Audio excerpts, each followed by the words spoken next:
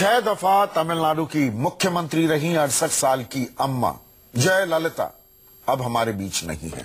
राजनीति में अम्मा कही जाने वाली जयललिता का अंतिम संस्कार आज शाम 4:30 बजे किया जाएगा। आपको बता दें, जो दर्शक हमारे साथ अभी जुड़े हैं, कल रात 11:30 बजे जयललिता का निधन हुआ। उसके 2 घंटे के भीतर ही 32 मंत्रियों के साथ ओ पनीर सेल्वम ने राज्य के नए मुख्यमंत्री के तौर पर शपथ ली। पनीर सेल्वम जयललिता के सबसे खास सिपह सालार माने जाते हैं। पनीर सेल्वम शपथ ग्रहण के दौरान भावुक भी हो गए थे। शपथ लेने आए तो पहले अपनी जेब से उन्होंने जयललिता का फोटो निकालकर अपने सामने रखा और तब शपथ ली। और जयललिता के निधन के बाद तमिलनाडु की बागडोर अब पनीर सेल्वम को सौंप दी गई है। पनीर सेल्वम जयललिता को देवी मानकर हर वक्त, जो अभी मैं तस्वीरें भी दिखा रहा था, जेब में उनकी फोटो लेकर चलते हैं। अब लिहाजा ये मान कर लोग चल रहे हैं कि पनीर सेल्वम की शक्ल में जयललिता की नीतियां ही आगे भी तमिलनाडु में चलती रहेंगी।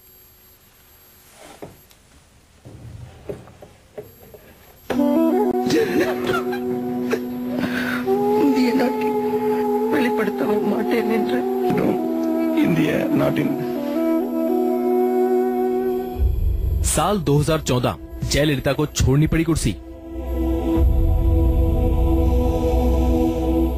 पनीर सेल्वम बने सीएम।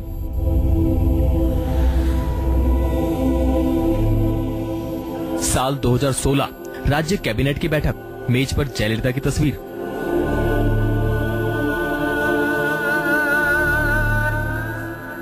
दिसंबर 2016 तीसरी बार सीएम बने पनीर सेल्वम।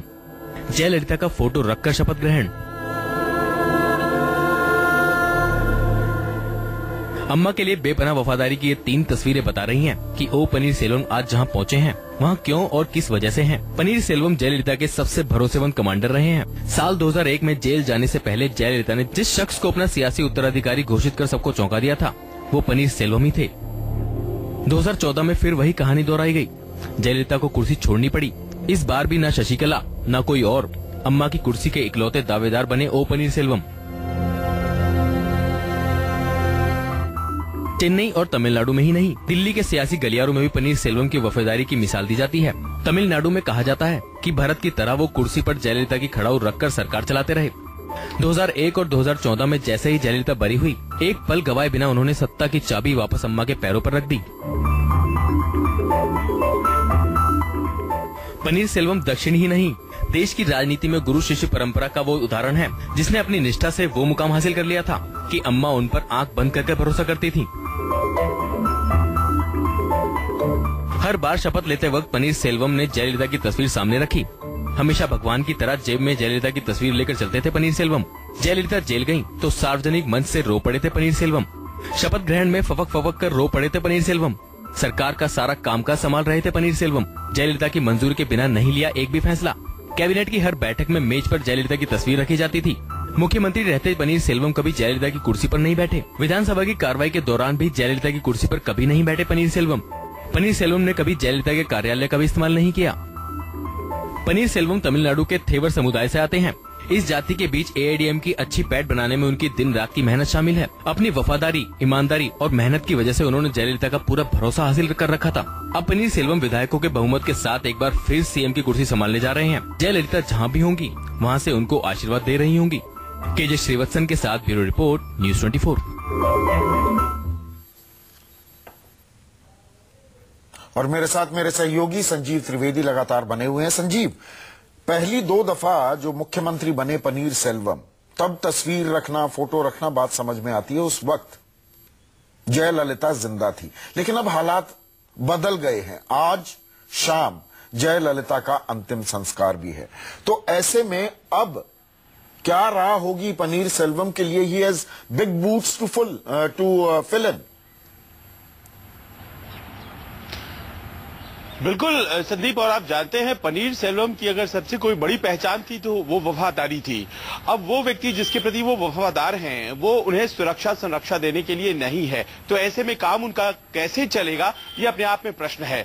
आप जानते हैं कि पनीर सेल्वम जो मजबूत एक समुदाय तेवर है, उसको बिलोंग करते हैं। और एमजीआर के जमाने से एआईएडीएमके की नीति रही है, तेवर समुदाय सबसे ज्यादा हावी रहा है। इसीलिए जब विश्वास पात्रों के चयन का मामला सामने आया था तो उन्होंने तेवर समुदाय से ही एक विश्वास पात्र को चुना था जयललिता ने, जिसका नाम वो पनीर सेल्वम था। लेकिन आप जानते हैं कि दूसरे कम्युनिटीज भी हैं, खासतौर पर वन्नियार्स हैं वहां पर, और दूसरे ओबीसीज और दलित कम्युनिटी जो कि चाहते हैं कि पार्टी में उनका भी शेयर हो, और उस तरह से आखिरकार कैसे मैनेज हो पाएगा, वो संतुलन कैसे बन पाएगा, जो कि जयललिता की मौजूदगी वजह से कभी भी सवाल नहीं बना था, वो अपने आप में देखने वाली बात होगी। और इससे भी बड़ी बात संजीव, शशिकला इससे भी बड़ी बात, अन्ना द्रमुक को एकजुट कैसे रखा जाए, क्या ये सबसे बड़ी चुनौती है?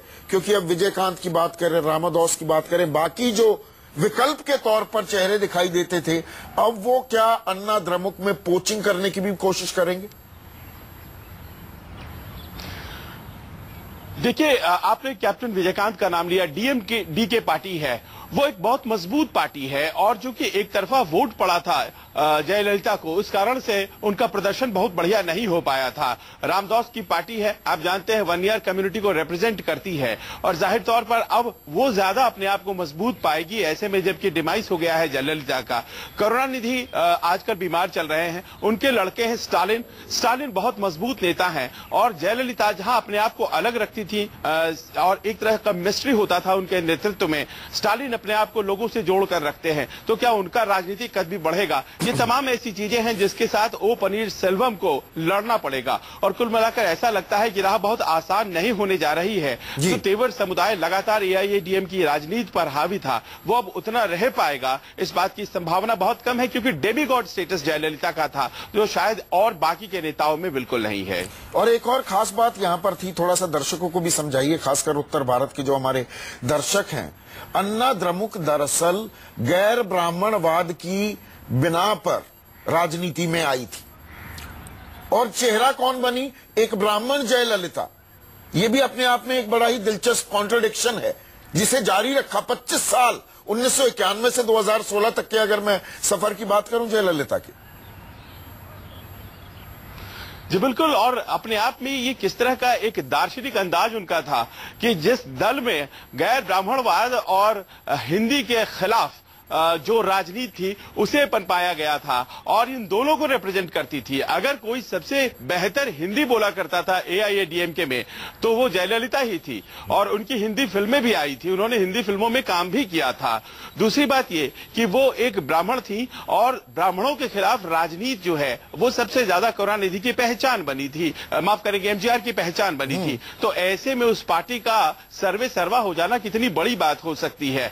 अब ये अपने आप में बात समझने की है कि जब गॉडली स्टेटस प्राप्त हो जाता है, जब आपको भगवान की तरह पूजा जाता है, तो आपकी जाति खत्म हो जाती है। संभवतः यही वजह थी कि एआईएडीएमके में कभी भी उनकी जाति जो है वो कभी भी उनके आड़े नहीं आई। लेकिन कुल मिलाकर के ये आश्चर्य की बात हमेशा लोगों को लगा करती थी। वो कर्नाटका थी, उनका जो कहीं ना कहीं एक जुड़ाव जो था वो कर्नाटक से था, और तमिलनाडु और कर्नाटक में जिस तरह का संबंध है खींचतान का, बावजूद उसके ये बात भी कभी सामने नहीं आई। आज उसी जमीन पर जो कि मरीना बीच होगा, जहां पर एमजीआर कभी उनका पार्थिव शरीर रखा गया था, और उस वक्त मंच से उन्हें धक्का दिया गया था। आपने भी पढ़ा होगा, हम लोगों ने भी पढ़ा है, और उस वक्त से लेकर के आज तक उन्होंने अपनी राजनीति को किस तरह से बिल्ड किया कि आज वो उस पार्टी की सर्वा है।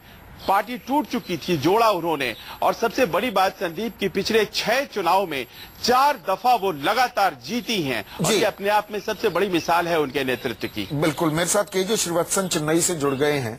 केजे, जो बात मैं संजीव से भी पूछना चाह रहा था, मुझे ये समझाइए, दर्शकों को थोड़ा ये समझाइए, पनीर सेल्वम तीसरी बार मुख्यमंत्री बने हैं। पहली 2 दफा वो ठीक है तस्वीर रखते थे अम्मा की अपनी जेब में, अम्मा उस वक्त थी मौजूद वहां पर, तो वफादारी अपनी दिखा रहे हैं, लेकिन एक संरक्षण भी उनके पास था। अब वो तस्वीर लेकर फिर से भावुक हुए रात को, देर रात, जब उन्होंने तीसरी दफा बतौर मुख्यमंत्री शपथ ली है। कितना बड़ा चैलेंज होगा उनके लिए अब, जबकि जयललिता हमारे बीच नहीं है। देखिए, ये सबसे बड़ा और प्राथमिक चैलेंज की बात है, क्योंकि अब जयललिता ने जो पार्टी को सांसद की थी, बल्कि इसके एडमिनिस्ट्रेशन और कार्यकर्ताओं की जो चुनाव जीत चाहते थे उनकी वोट रखते हैं। तो कम्युनिस्ट पार्टी के कार्यकर्ता उसके एक कार्यकर्ता केजे, आपके ऑडियो लिंक में थोड़ी दिक्कत आ रही है। मैं दोबारा से आपसे बात करूंगा और आपसे हम ग्राउंड रिपोर्ट लेंगे, वहां पर किस तरह की राजनीति चल रही है, किस तरह से लोग इमोशनल हो रहे हैं, कौन कौन लोग पहुंचने वाले हैं चेन्नई। दिल्ली से लगातार हमें अपडेट्स दे रहे हैं संजीव त्रिवेदी भी, इनसे भी बात करूंगा एक छोटे से ब्रेक के बाद।